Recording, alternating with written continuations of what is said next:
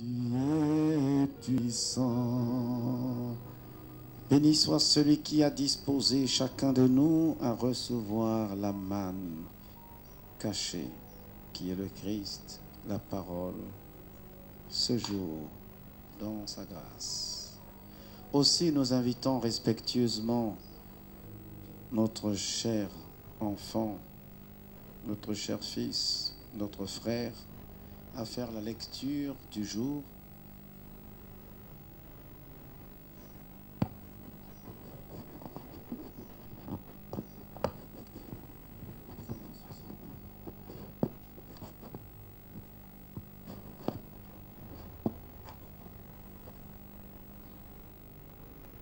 Je lis la parole du Seigneur dans la lettre de Jacques, du chapitre 1, du verset 2 au verset 8. Mes frères, réjouissez-vous lorsque vous passez par toutes sortes d'épreuves ou de tentations. Estimez-vous heureux, elles sont pour vous l'occasion d'accéder à la joie parfaite. Vous savez bien que si votre foi est mise à l'épreuve, et si elle tient bon, elle développera votre endurance. Mais pour vous parveniez à une pleine maturité spirituelle, il faut que l'épreuve achève son œuvre sans que votre constance se relâche, que votre patience se manifeste dans toute votre conduite et s'accompagne d'actes parfaits. Ainsi vous serez plein de force et vous parviendrez au but.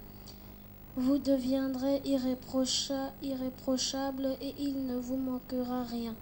Si l'un de vous manque de la sagesse nécessaire, qu'il la demande à Dieu, et il la lui donnera car à tous. Il distribue ses dons généreusement et toute simplicité sans adresser le moindre reproche. Il faut toutefois qu'il la demande avec foi et confiance, sans douter, car celui qui hésite ressemble aux vagues de la mer agitées et ballottées par le vent. Qu'un tel homme ne s'imagine pas obtenir quoi que ce soit du Seigneur, c'est un indécis au cœur partagé, instable dans sa conduite, il sera inconstant dans toutes ses entreprises. Amen. Merci, mon cher fils. Sois béni. Que le Seigneur t'accorde encore d'être rempli de sa sagesse et de son esprit.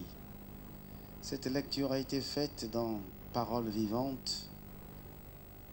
C'est la raison pour laquelle vous comprendrez que quelquefois, il n'y a plus même raison de faire des commentaires. C'est tellement direct, c'est tellement profond, c'est tellement puissant. Nous bénissons notre frère. Permettez-moi que je puisse aujourd'hui vous exhorter simplement sur la foi qui traverse les épreuves. Elle est perfectionnée, elle naît d'abord la foi, elle grandit, elle se perfectionne à travers les épreuves. C'est la raison pour laquelle ne considérez pas l'épreuve comme un sujet de détresse. Au contraire, considérez l'épreuve comme étant une expérience utile pour aiguiser votre foi. J'aimerais tout d'abord vous faire savoir qu'est-ce que c'est une épreuve. En réalité, une épreuve n'est rien d'autre que ce qui permet de juger ou d'apprécier la valeur de quelqu'un, d'une idée, d'une chose ou d'une œuvre. C'est par l'épreuve, cette épreuve qui peut se manifester sur le domaine spirituel, le domaine sentimental, le domaine physique, le domaine naturel. Nous vivons dans un monde, comme vous le savez parfaitement bien, où chacun de nous, ayant reçu Jésus-Christ comme Sauveur et Seigneur personnel, est appelé à œuvrer jusqu'à ce qu'il parvienne à la stature parfaite qui est en Christ Jésus, à l'image et à la ressemblance de notre Dieu. En d'autres termes, le christianisme consiste à faire en sorte que l'homme chassés du jardin d'Éden à travers la chute d'Adam et Ève, retrouve l'identité, retrouve l'image, retrouve la ressemblance avec son Créateur. Et comme nous le savons tous que toute transformation puissante ne peut jamais se produire de l'extérieur, mais toute transformation se produit toujours de l'intérieur. Raison pour laquelle notre Seigneur et notre Dieu, ayant compris que descendre tous les soirs à la rencontre d'Adam et Ève, cela les exposait.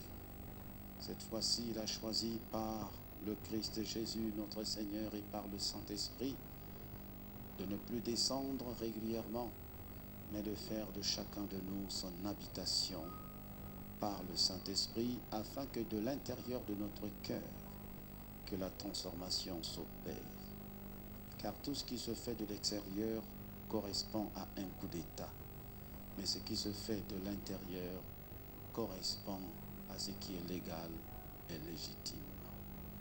L'épreuve est aussi définie comme étant cette souffrance, ce malheur ou ces difficultés qui peuvent nous atteindre directement ou qui peuvent atteindre notre famille ou la nation. Ainsi, ce qui nous contrarie, ce qui est un paradoxe, c'est que la Bible demande à celui qui traverse l'épreuve de ne pas être triste, mais de considérer l'épreuve comme étant un sujet de joie, alors que toutes les données de l'existence de cette personne attestent plutôt que c'est une personne qui devrait s'enfermer dans la tristesse et commencer à se poser des questions et à réfléchir sur les questions de l'existence. Cependant, la Bible nous enseigne tout à fait le contraire, que l'épreuve doit être considérée comme un sujet de joie, pas un sujet de tristesse. Gloire à Dieu. Je ne sais pas par quelle épreuve tu passes. Permettez-moi encore de reprendre cette lecture dans l'une des traductions encore qui m'inspire et qui me fortifie dans mon être intérieur, c'est-à-dire Parole de vie 2017. Mes frères et mes sœurs, chrétiens, quand vous rencontrez des difficultés de toutes sortes, soyez très heureux. Soyez très heureux.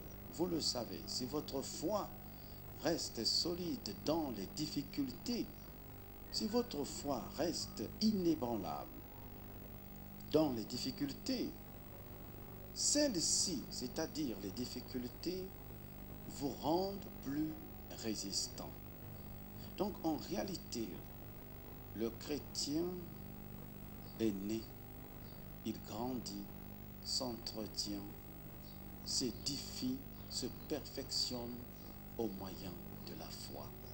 Dans tout ce que le chrétien traverse en réalité comme épreuve, quelle que soit la nature de cette épreuve, la cause de cette épreuve, l'origine de cette épreuve vise essentiellement à anéantir, à affaiblir et à détruire sa foi.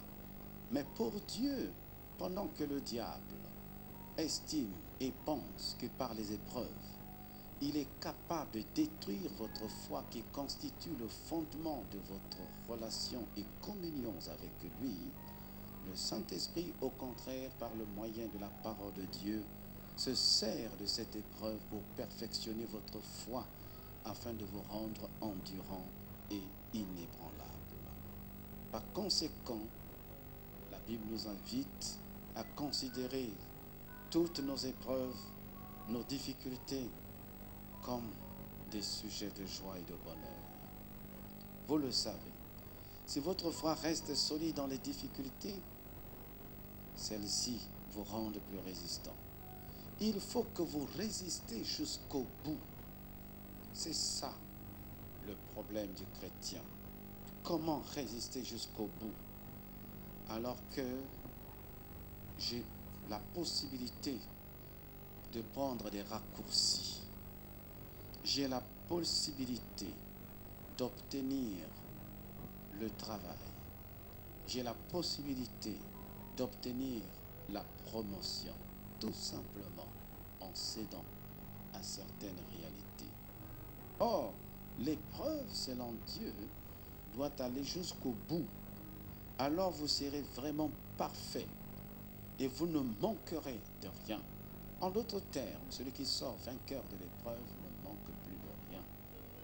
Parce que cette victoire obtenue par l'épreuve fait de vous un témoignage vivant du visible, du royaume invisible de Dieu.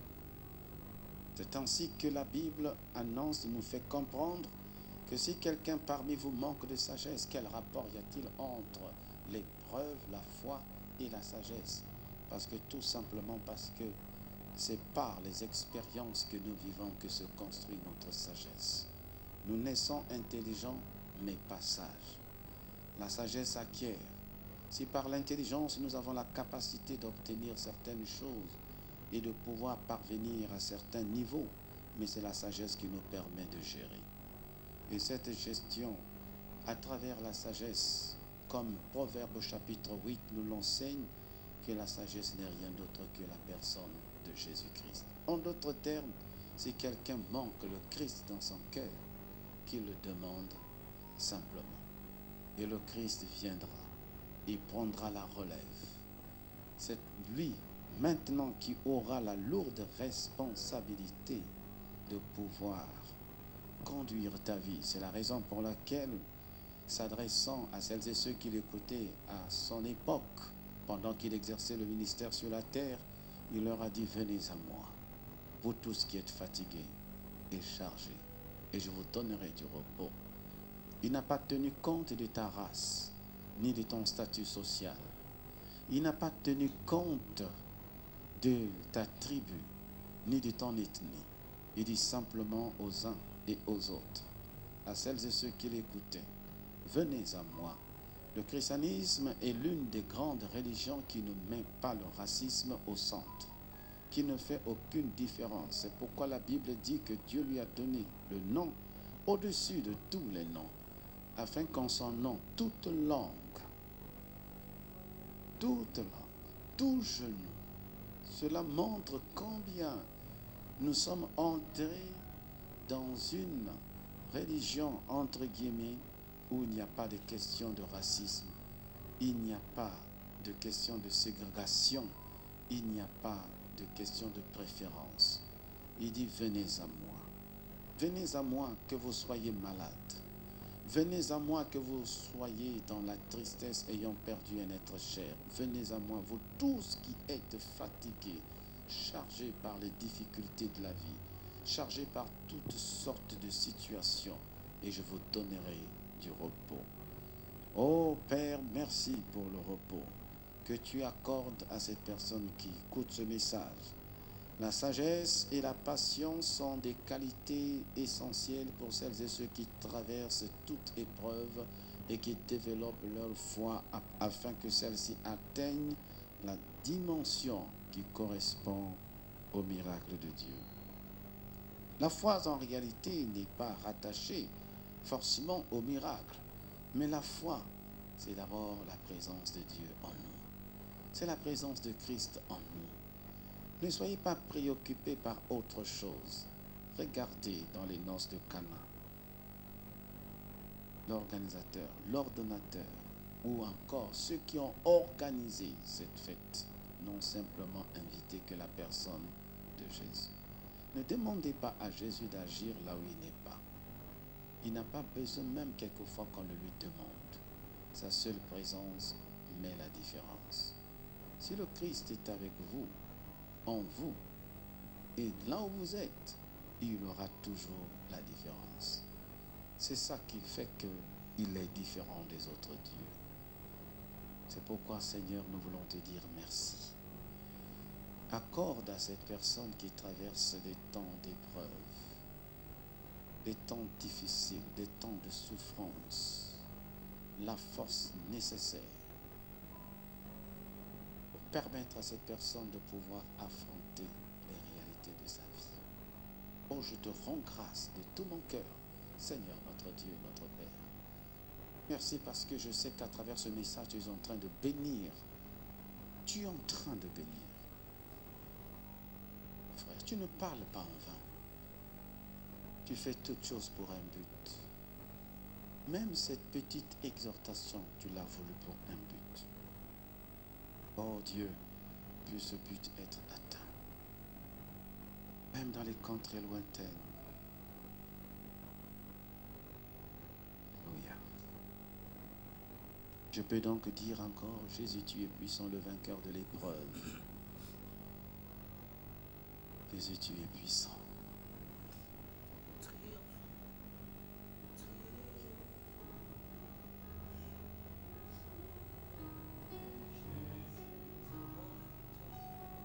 Avant la victoire, le nom de Jésus, le Christ sur le trône, me déclarant, Jésus, tu es puissant.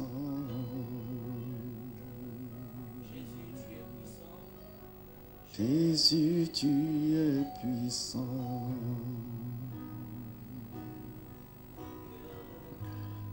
Le vainqueur de l'épreuve. Alléluia. Tu déplaces les montagnes.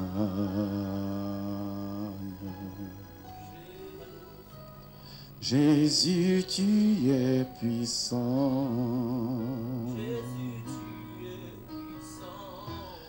Jésus, tu es puissant.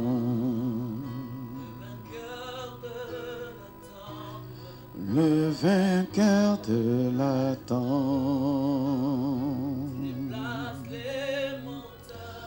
Tu déplaces les montagnes.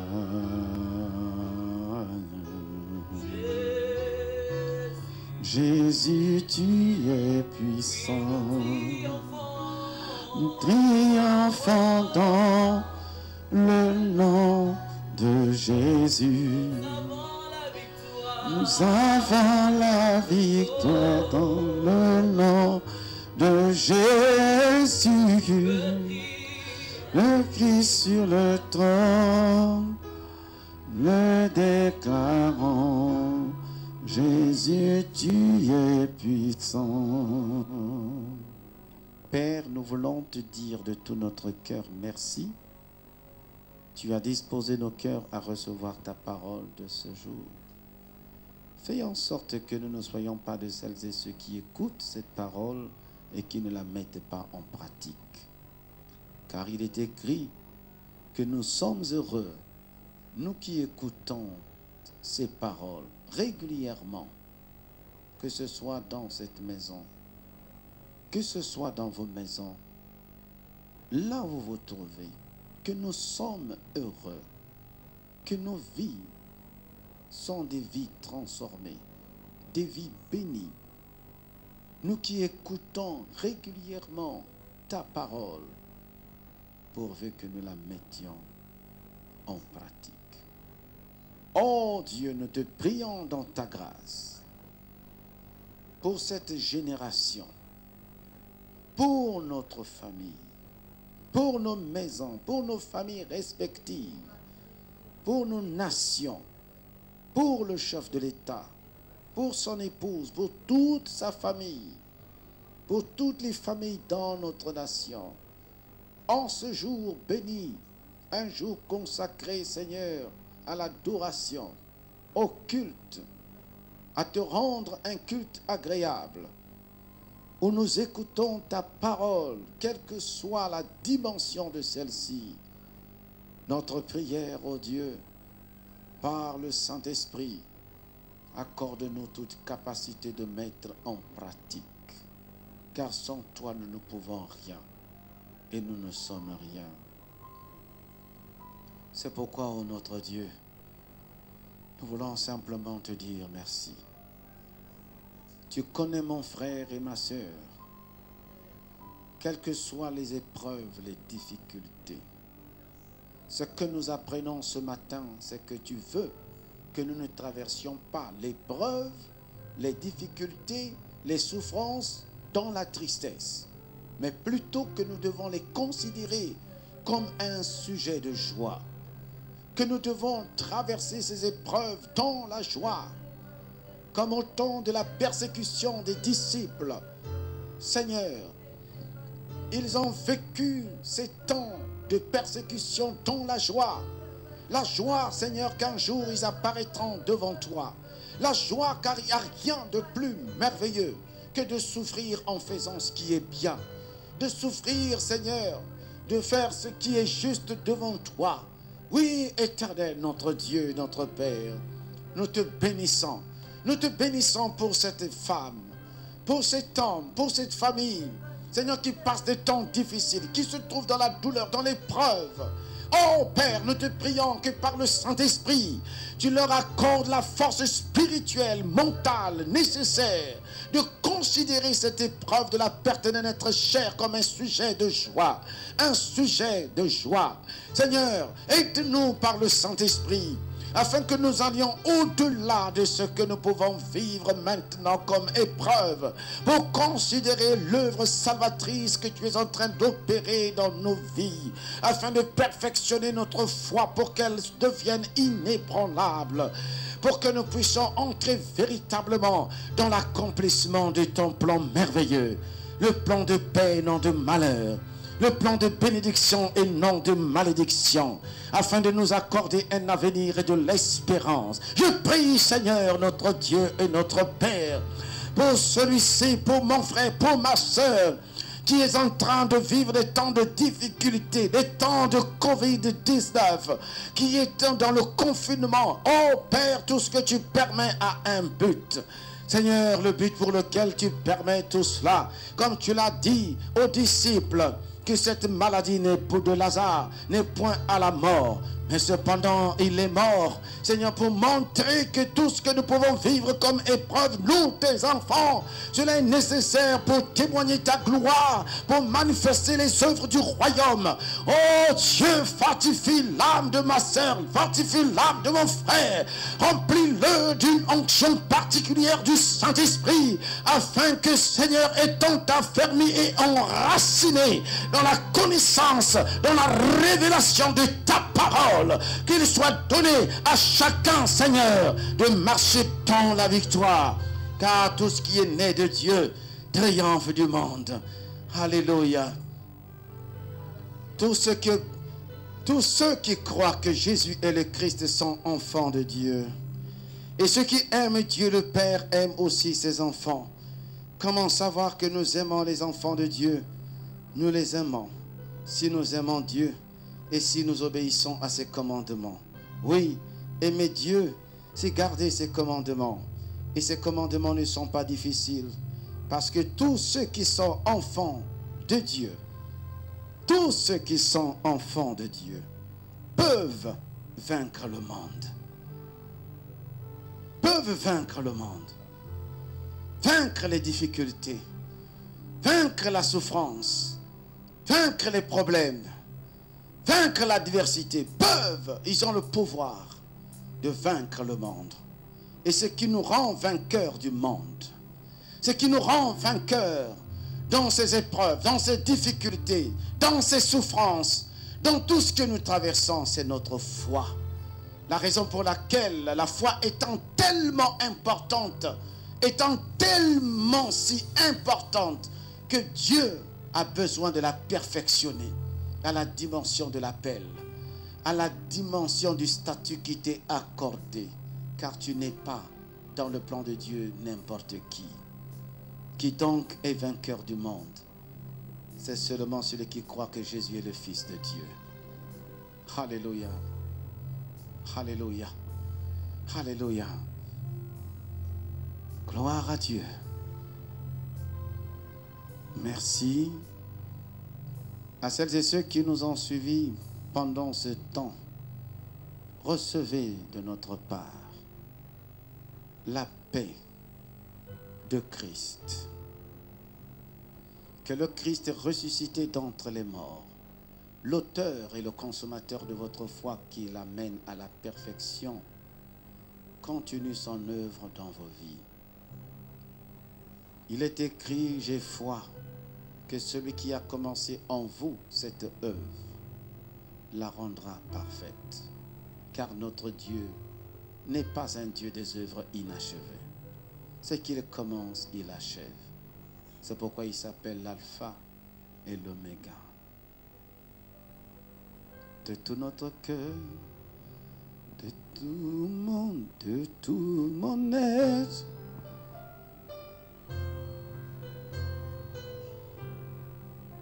Dieu Tout-Puissant, que tu es grand. De tout mon être, de tout mon alors, Dieu Tout-Puissant, Dieu Tout-Puissant, que tu es grand. Seigneur, merci. Nous avons été tellement bénis par ta glorieuse présence et par ce message qui a fait tant de bien à plusieurs. Nous sommes à la fin. Que toute la gloire te revienne. Sois avec nous tout au long de cette journée et dans la suite des temps. Pour ta seule gloire, au nom de Jésus. Là où je suis, je dis simplement Amen.